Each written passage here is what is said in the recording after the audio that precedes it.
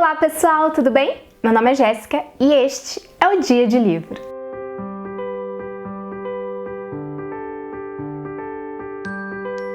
Hoje eu vim conversar com vocês sobre esse livro que se chama O Melhor do H.P. Lovecraft, dando continuidade, ao nosso mês temático de Halloween. Então, semana passada eu trouxe uma resenha de alguns contos do Edgar Allan Poe, então se você ainda não viu eu vou deixar aqui nos cards. E hoje eu vou conversar sobre alguns contos do H.P. Lovecraft, tá? Antes de qualquer coisa, eu já vou pedir para vocês se inscreverem no canal, ativarem o sininho e deixar aquele joinha porque ajuda muito no engajamento do vídeo. Vocês não sabem a diferença que isso faz pra mim, pra que isso chegue em outras pessoas, tá bom? Então vamos lá. O primeiro conto é O Chamado do Cthulhu. Eu confesso pra vocês que este livro foi o primeiro contato que eu tive com o autor. E eu tive um pouco de dificuldade no começo de entender a escrita dele. E eu não sei se começar por esse conto tenha sido a melhor forma para mim, tá? É um dos contos mais famosos dele e eu vejo muita repercussão boa a respeito. Mas, dentre as histórias que eu li neste livro, não foi um dos contos que mais me chamou a atenção. Tá bom? O que vai acontecer aqui nessa história? A gente tem um senhor de 92 anos, que é o Angel, que acabou de morrer. E quem recebe a herança dele é o seu sobrinho neto. E aí o seu sobrinho neto, recebe a herança, tudo lá, e tá vasculhando nas coisas do tio, e ele descobre, uma pesquisa que o tio dele, o tio avô dele estava fazendo sobre alguma coisa meio estranha. Não sei se são cultos, se são experiências extraterrestres.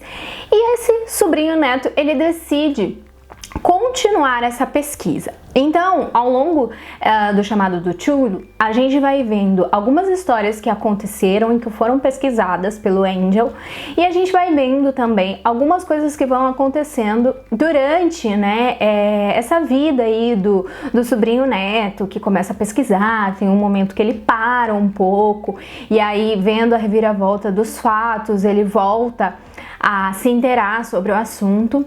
Como eu disse, eu não tinha muito contato, quer dizer, na realidade eu não tinha contato nenhum com o autor, então eu não sabia como que funcionava a dinâmica de escrita dele. Posso te dizer que ela é muito descritiva, então ele vai falar, olha, entrei num quarto, no quarto tinha janela, tinha cortina, e tinha um tapete, e tinha um sofá, E ele vai escrevendo toda a história dele nessa cadência e vai levando você ao que ele precisa. Acredito que ele faça isso exatamente para te transportar numa sensação de medo, de terror, pelo que possa vir a acontecer durante a história. Legal, gostei bastante. Leria de novo, porque eu acho que eu preciso ler de novo esse conto depois que eu li todo o livro, mas, como eu disse, não foi um dos contos prediletos deste livro. Tá bom? O segundo conto é A Sombra em Eastmont. Já esse, eu gostei muito. Ele tem uma vibe meio alienígena e ele vai contar a história de um rapaz que ele tá viajando, pelo norte da Inglaterra. Não, pela Nova Inglaterra. A Nova Inglaterra fica nos Estados Unidos. E ele tá viajando, só que ele tá fazendo essa expedição ao menor custo possível. Então, ao invés de ele ir de trem, ele viaja de ônibus. O que ele puder fazer para economizar o dinheiro dele, ele faz. E aí, em uma dessas viagens que ele tá fazendo, ele precisa chegar a uma determinada cidade, que confesso que nesse momento eu não vou lembrar o nome. E aí ele recebe uma dica do bilheteiro ali do ônibus. Ele fala, olha, eu tô vendo que você tá querendo economizar um pouco. Eu tenho uma dica pra você, mas pode ser que você não queira. E ele fala, não, me fala, não sei o quê. Aí ele fala, você pode economizar pegando um ônibus daqui pra Eastmont e de lá e chegar no seu destino. Só que eu tenho que te explicar que essa cidade, ninguém gosta de lá e também ninguém gosta da população de lá. Isso há muito tempo e por motivos misteriosos. Então, eu aconselho você dormir essa noite aqui na cidade para não ir lá à noite. E aí você de manhã pega o ônibus das 8, vai lá para a cidade, conhece as construções que em sua grande maioria estão em decadência, mas que são construções belíssimas de tempos antigos. E às 8 da noite você pega esse ônibus e vai ao seu destino. E ele fala assim, ok, uma ótima ideia. E ele, né, inicia essa jornada. Chegando lá naquela cidade, né, ele começa a andar, tudo, ele percebe que realmente essas pessoas são bem estranhas e que ele acaba recebendo uma dica ali, um mini mapa de um rapaz que também, que ele trabalha nessa cidade, mas ele não mora lá, e esse rapaz dá uma dica falando de um senhor, que agora eu não vou lembrar o nome dele, mas que esse senhor, ele a vida toda morou na cidade, em Eastmont, e que conhecia toda a história da cidade.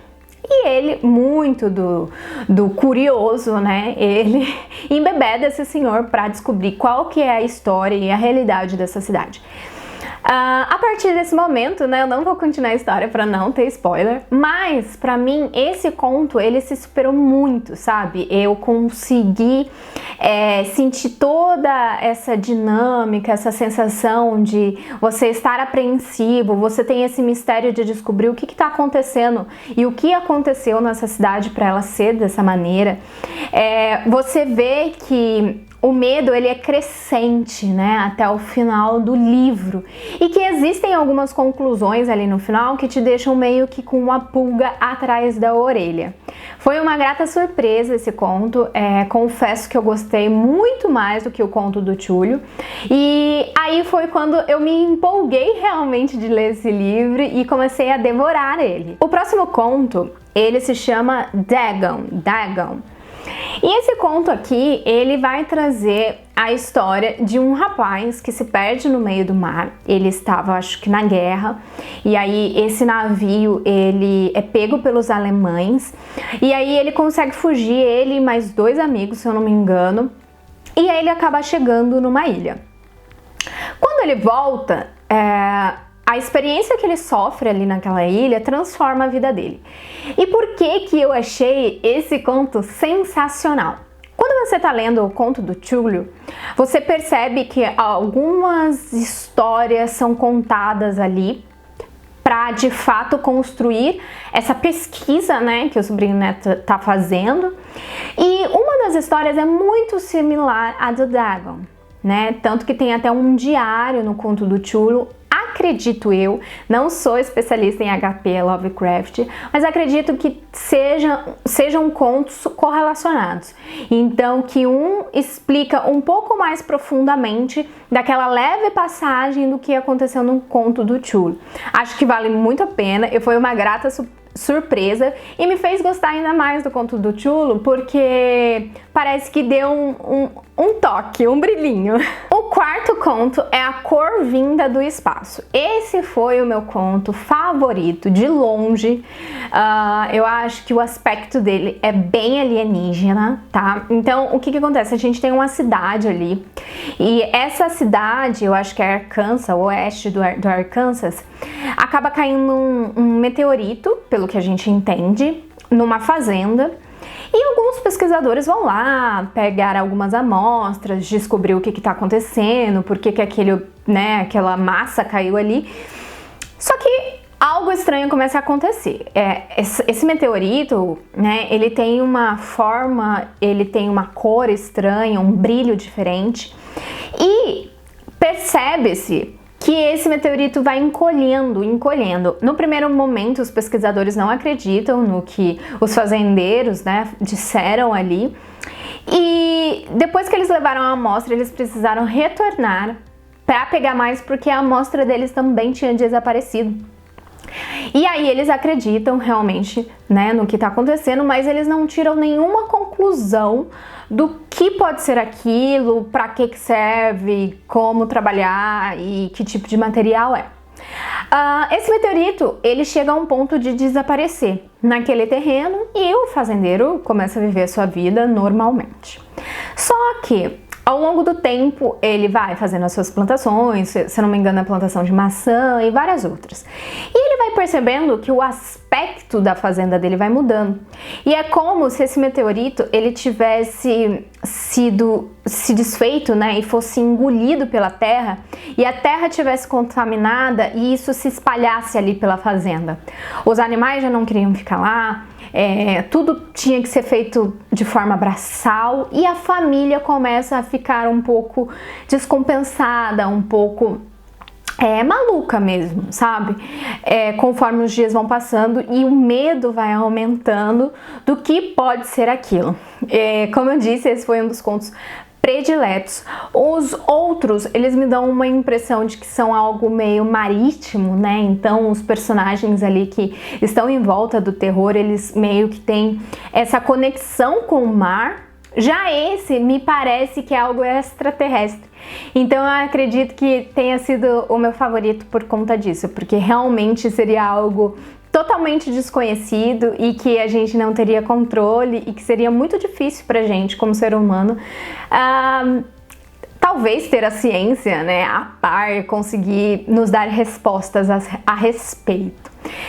Então, nesse conto você consegue ver a decadência dessa família por conta de algo que no primeiro momento parecia algo fantástico, maravilhoso, uma história para se contar a gerações. Mas você vai vendo tudo ficando escuro, tudo ficando abandonado. No final das contas, né, você percebe que é como se fosse uma praga que está se espalhando ali. E o que fazer, ninguém sabe o que fazer para tentar solucionar esse problema. O último conto, né, que eu vim conversar aqui com vocês é O Cão. Também é um dos contos que eu mais gostei aqui. Esse aqui a gente vai ter dois rapazes que eles são violadores de túmulos e eles vão lá, pegam alguns artefatos por conta do valor mesmo e outros para eles é um valor estético, né? Tanto que esses dois, eles têm um museu no lugar onde eles moram, que é num pântano, para ficar admirando esses objetos que eles conquistam através de desenterrar corpos e roubar as coisas. Acontece que eles descobrem um corpo holandês, então eles viajam até lá e desenterram ele e pegam um amuleto, se eu não me engano. As famílias que moram ali perto daquele túmulo e conhecem a história daquele personagem, elas falam, olha, esse lugar é amaldiçoado, né, ocorreram coisas aqui que não se dá nem para acreditar. Eles meio que ignoram isso, né, para eles é como se fosse uma lenda, só que a partir do momento que eles pegam esse amuleto, eles começam a ser perseguidos por um cão que eles não conseguem ver. Eles começam primeiramente escutando o seu rosnado, o seu latido, e esse rosnado, esse latido os acompanha de volta, né, à residência deles, na viagem de retorno, e não vai embora. Né? É um conto super interessante também, com uma abordagem totalmente diferente da dos outros, né? E eu acho que foi uma forma bacana de se encerrar, né, essa sequência de contos do HP Lovecraft, né? Eu acho que é isso, pessoal. Eu acho que não dá muito pra eu me estender, porque apesar de tudo eles são contos, por mais que eles sejam muito bem escritos, então qualquer coisa que eu fale a mais pode vir a ser um spoiler, porque são histórias pequenas, né? E eu aconselho você dar uma oportunidade para o HP Lovecraft. Eu acho que ele é um escritor clássico do horror, do terror, e nada melhor do que você começar com os melhores, né? Como eu disse, a minha experiência é a minha experiência, a sua pode ser diferente. Então, tiveram contos aqui que eu não me identifiquei muito e tudo bem, bacana, mas eu terminei de ler e ao terminar de ler o livro, eu senti que foi uma leitura proveitosa, que vale muito a pena e que eu entendo o porquê esse autor ele é tão famoso e porquê que ele tem tanta relevância no meio. Tá bom? Eu acho que é isso, pessoal. Eu espero que vocês tenham gostado dessa resenha. Não se esqueçam de passar lá no Instagram. Instagram é Dia de Livro. Lá a gente continua fazendo a Book Win Challenge. Ontem eu postei o desafio da abóbora, então se vocês não viram, deem uma passadinha lá para vocês conferirem. Também compartilhe esse vídeo com seus amigos, com seus familiares. E lembrando que no mês que vem, eu e a Cláudia do Velejando por Livros faremos uma leitura em conjunto do livro 1984. Então, se você tem interesse em ler esse livro, quer entrar no nosso grupo, eu vou deixar o link do WhatsApp aqui embaixo. A gente tá bem ansiosa, né, para que comece, e eu acho que vai ser muito bacana, tá bom? Lá no Instagram também tem o calendário de como que vai funcionar essa leitura, que vai ser ao longo de todo o mês de novembro, então vai ser bem tranquilo para todo mundo conseguir acompanhar, tá bom? Eu acho que é isso, eu espero vê-los em breve, um grande beijo, tchau, tchau!